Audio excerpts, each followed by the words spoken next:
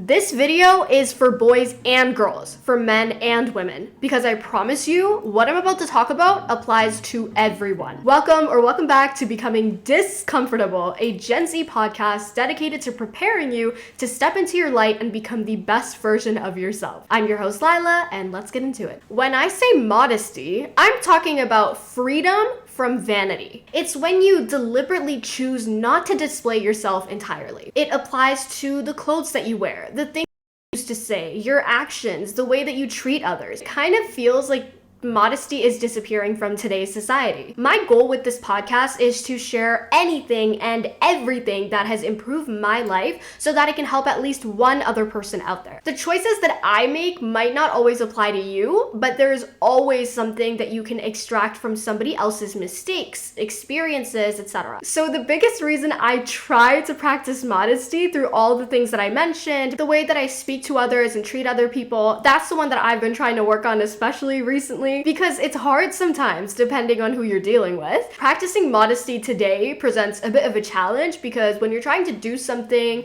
that is no longer as normalized in society, you kind of feel like an outcast. It feels a bit weird. So first and foremost, I see modesty as a form of self-respect. As a woman, obviously society places a lot of emphasis on our physical appearance, and it kind of reduces us to our external features and beauty. And I know we're all familiar with this narrative, and yet it still happens. Like, we're aware of it as a society, and yet we keep doing it to women, to everyone. Modesty forces people to acknowledge you, the parts of you that you can actually control. It forces them to acknowledge your intellect, your personality, the way you treat other people, your art, your creativity, what you put out into the world. And the older you get, the more you realize that those are the things that truly count at the end of the day. Don't get me wrong, I would absolutely appreciate a compliment about my looks, about my outfit. As a girly, I love to feel pretty, but that's not the only part of me there is. Like, as corny as it sounds, I don't just want to be beautiful on the outside, you know? And I don't just want to be perceived as solely that. The second thing I don't see a lot of people talking about is how modesty repels arrogance, both in ourselves and from others. It truly allows you to shine as a person. As I'm getting older, I think it has less to do with religion now and with what people have been telling me, and more to do with my own life experiences and the conclusions that I'm drawing from them. In my other videos, I talk about self-love, self-worth, developing a strong self-concept, and really just prioritizing yourself when you're really young, especially. And I think modesty ties into all of this stuff. Not only do I see modesty as a form of self-respect, but it also allows you to show your respect for other people, especially in public places. For example, when you go to a place of worship, even if you don't follow that religion yourself or you don't believe in that particular school of thought, you'd still want to adhere to that culture and the practices that are customary within that culture out of respect for them. Like, when people go to Japan, they adopt a lot of their mannerisms. I believe people bow when they visit certain places in Japan. Basically, they like to show their respect for the local people because they're visiting their country. It's that concept that I'm trying to draw out, except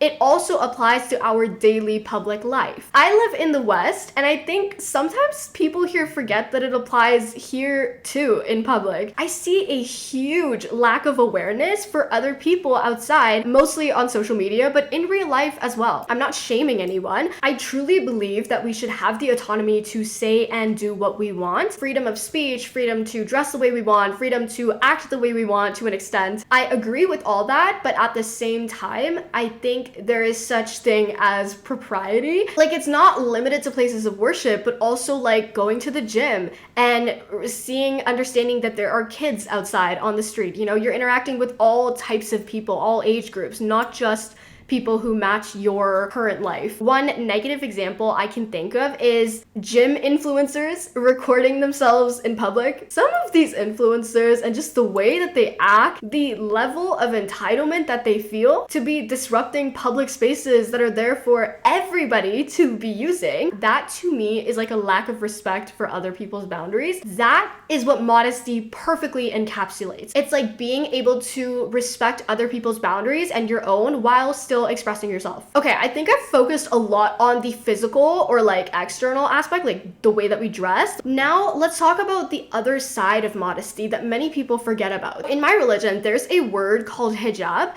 and hijab doesn't just mean the headscarf. It's not like, I know a lot of people call the headscarf hijab these days, but that's not the actual meaning of the word. The actual meaning, I believe, is like a barrier, like a separation. It's like a veil, and it's not limited to the way that you dress. It applies to your actions just as much. And again, from my religion, such as lowering your gaze, that's another example that so many people just conveniently forget about, and they choose to only focus on one side of hijab and one side of modesty in general. It's just like, what? Modesty is an entire lifestyle. Like, it's a concept. It's not limited to a piece of cloth on your head. And that's the thing that I really want to emphasize in this episode. What sparked this conversation for me was the way that I saw people talking about each other, specifically the way that I saw certain guys talking about the girls behind their backs. It feels like there's no shame anymore. And it applies to us girlies as well. It applies to everyone, but like, I personally think that we need to bring shame culture back, because it's getting to the point where I no longer feel comfortable in public spaces because of people like this, because of people who you will see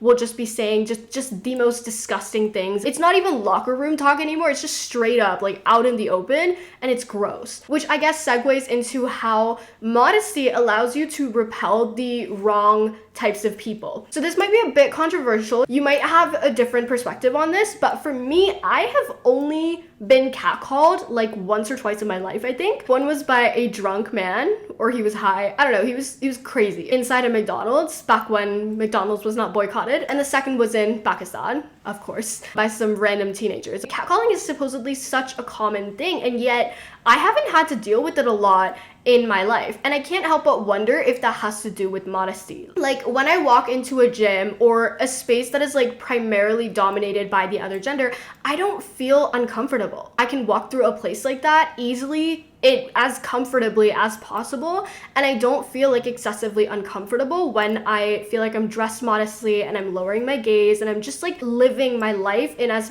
much of a modest manner as possible. Like, when I actually adopt modesty as a lifestyle into my life, I feel a lot more secure within myself. Also, when I'm outside, like, most of the time I feel like I get treated with respect, and given the state of the world today and what we see on social media, I feel like many people don't understand that that's so normal, like to be treated with the utmost respect when you go outside. I believe respect is earned, and it's a mutual thing. When you give respect to people, you get it in return. And when I practice modesty, I'm extending kind of like a respectful arm to people, if that sounds kind of weird. How do I say this in a way that actually makes sense? When you practice modesty, you show your respect for people. Like, you don't just say it, but you show it. It's like your actions that speak louder than your words a lot of the times.